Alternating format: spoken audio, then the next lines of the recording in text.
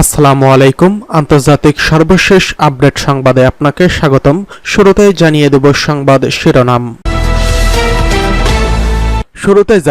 এবার স্যাটেলাইটে ধরা পড়ল ইসরায়েলি বিমান ঘাঁটির ভয়াবহ ধ্বংসচিত্র। জানিয়ে দেব হামলায় আগুন ছড়িয়ে পড়েছে পুরো তেল আবিব জুড়ে, চলছে মুহুর্মুহু ড্রোন হামলা। এদিকে ইরানের পারমাণবিক স্থাপনায় ইসরায়েলি সম্ভাব্য হামলায় যুক্তরাষ্ট্রের নিষেধাজ্ঞা। অন্যদিকে রয়েছে ইসরায়েলি হেলিকপ্টারে এবার লেবাননের ক্ষেপণাস্ত্র হামলা, ধ্বংস হল হেলিকপ্টার। সর্বশেষ জানিয়ে দেব তেল আবিবের আকাশে এবার দেখা গেল বেনামি 2 ড্রোন। এতক্ষণ শুনছিলেন সংবাদ শিরোনাম, এবারে বিস্তারিত। স্যাটেলাইটে ধরা পড়ল ইসরায়েলি বিমান ঘাঁটির ভয়াবহ ধ্বংসচিত্র। ইরানের হামলার পর এবার কোনো প্রকার ক্ষয়ক্ষতির তথ্য প্রকাশ করতে অস্বীকার করার পাশাপাশি তথ্য গোপনের নির্দেশ দিয়েছেন ইসরায়েলের প্রতিরক্ষা বাহিনী। মঙ্গলবার 1 অক্টোবরের হামলায় ইসরায়েলের বর্তমান অন্যতম বিমান ঘাঁটি নেভাতিম একের পর এক ইরানি ক্ষেপণাস্ত্র আঘাত হানতে দেখা যায়। সম্প্রতি প্রকাশিত স্যাটেলাইটের চিত্রে উঠে এসেছে এমন ঘটনার দৃশ্য। এতে দেখা গেছে বিমান ঘাঁটির রানওয়ের চারপাশের একটি হ্যাঙ্গার মারাত্মকভাবে ক্ষতিগ্রস্ত হয়েছে। আজ 3 অক্টোবর আল জাজিরার এক প্রতিবেদনে এই তথ্য জানানো হয়েছে। নেভাতিম বিমান ঘাঁটিকে ইসরায়েলের সবচেয়ে অত্যাধুনিক বিমান ঘাঁটিগুলোর একটি বলা হয়। এখানে যুক্তরাষ্ট্রের নির্মিত F-35 লাইনিং ট্রু স্টেলথ ফাইটারগুলো থাকে। তবে ইরানের হামলায় কোনো বিমান ধ্বংস হয়েছে কিনা তা স্পষ্ট নয় প্রকাশিত চিত্রে। যদিও তেহরান বলছে তাদের হামলায় ইসরায়েলের বেশ কয়েকটি বিমান ধ্বংস হয়ে গেছে। এর আগে গেল এপ্রিলে ইরানের হামলায় নেভাতিমের একটি বড় অংশ ক্ষতিগ্রস্ত হয়, তবে সেবার জরুরি অবকাঠামো রক্ষা পেয়েছিল। এবারের হামলায় ক্ষতিগ্রস্ত স্থানের ছবি বা ভিডিও প্রকাশে নিষেধাজ্ঞা দিয়েছে ইসরায়েলি প্রতিরক্ষা বাহিনী। আইডিএফ এর মুখপাত্র rear admiral Daniel Hagari micro blogging site এক্সে জানায়, যেসব নাগরিক ইরানি ক্ষেপণাস্ত্র হামলাস্থলের ছবি ও অবস্থান প্রকাশ করছে বা যেসব এলাকা ধ্বংস হয়েছে তার ছবি ও ভিডিও ধারণ করে প্রচার করছেন তারা শত্রুকে সাহায্য করছেন। এদিকে আগুন ছড়িয়ে পড়ল তেল আবিবে, চলছে ভয়াবহ ড্রোন হামলা। এক ঝাঁক কামিকাজে ড্রোন আঘাত হানার পর ইসরায়েলের রাজধানী তেল আবিবে আগুন ছড়িয়ে পড়ার খবর পাওয়া গেছে। এই সময় শহরটি জুড়ে সতর্কতার সাইরেন বেজে ওঠে। গণমাধ্যমের খবরে বলা হয়েছে বৃহস্পতিবার সকালে ড্রোন হামলার ঘটনা ঘটে। এ সময় ইসরায়েলের আকাশ প্রতিরক্ষা ব্যবস্থাও চালু করা হয়। চারটি ড্রোন ভূপাতিত করার দাবিও করেছে ইসরায়েল। এই ঘটনার পর উচ্চমাত্রায় সতর্কতা জারি করেছে ইসরায়েলের সামরিক বাহিনী। এই হামলার পরপরই যুদ্ধ বিমান হেলিকপ্টার মহড়া বাড়িয়েছে ইসরায়েল। এছাড়া স্থানীয় বাসিন্দাদের নিরাপদ আশ্রয় থেকে বের না হওয়ার পরামর্শ দিয়েছেন।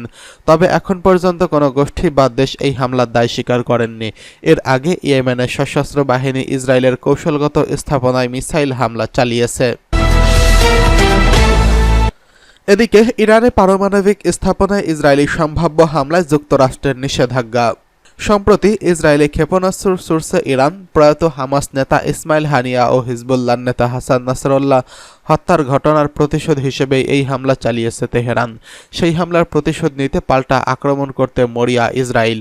তবে প্রতিশোধ নিতে গিয়ে যদি ইসরায়েল ইরানের পারমাণবিক স্থাপনায় হামলা চালায় তবে তাতে সায় দেবে না যুক্তরাষ্ট্র। মার্কিন প্রেসিডেন্ট জো বাইডেন এই কথা জানিয়েছেন। স্থানীয় সময় বুধবার হেরিকেন হেলেনের তাণ্ডবে নর্থ ক্যারোলাইনার অঙ্গরাজ্যের ক্ষতিগ্রস্ত এলাকা পরিদর্শন করেছেন জো বাইডেন। এ সময় ভাইস প্রেসিডেন্ট কমলা হ্যারিসও তার সঙ্গে ছিলেন। এ সময় সাংবাদিকরা বাইডেনের কাছে জানতে চান ইসরায়েলে ইরানের পারমাণবিক স্থাপনায় হামলা করতে চাইলে তিনি সমর্থন দেবেন কিনা। জবাবে বাইডেন সাফ জানিয়ে দিয়েছেন, না, আমি সমর্থন করব না। মার্কিন প্রেসিডেন্ট আরও জানিয়েছেন, বর্তমান পরিস্থিতিতে ইসরায়েল এখন কি করতে চাইছে সে বিষয়ে দেশটির সঙ্গে আলোচনা করবে যুক্তরাষ্ট্র। বাইডেন বর্তমান পরিস্থিতি নিয়ে তিনি G7 ভুক্ত দেশগুলোর নেতাদের সঙ্গে কথা বলছেন বলে জানিয়েছে বাইডেন। তারা সবাই মনে করছেন ইরানে হামলার জবাব দেওয়ার অধিকার ইসরায়েলের রয়েছে। এর আগে যুক্তরাষ্ট্রের পররাষ্ট্র মন্ত্রণালয়ের মুখপাত্র ম্যাথিউ মিলার এক প্রেস ব্রিফিংয়ে বলেন, ইসরায়েলের প্রতিক্রিয়া জানানোর অধিকার রয়েছে। দেশটির সম্ভাব্য প্রতিক্রিয়া কী হবে সেটি নিয়ে আমরা আলোচনা করছি। গত মঙ্গলবার ইসরায়েলি ক্ষেপণাস্ত্র হামলা চালায় ইরান।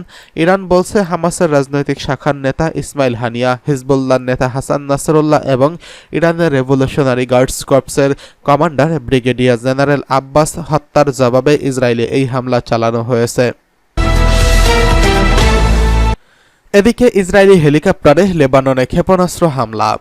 এবার ইসরায়েলি হেলিকপ্টারে ক্ষেপণাস্ত্র হামলা চালিয়েছে লেবাননের যোদ্ধারা।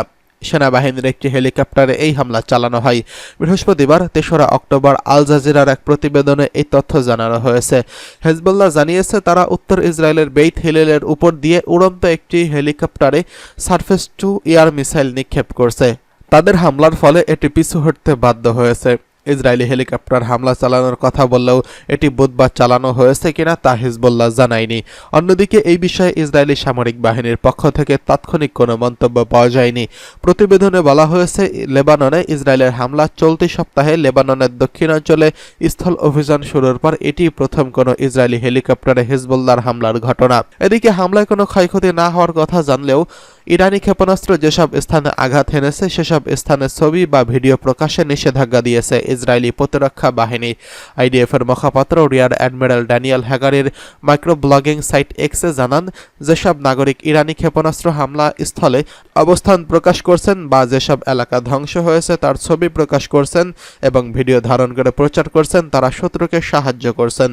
ইসরায়েলকে রক্ষার দায়িত্ব তার নাগরিকদের হাতেই রয়েছে। ইসরায়েলের কোনো ছবি বা ভিডিও প্রকাশ করা যাবে না।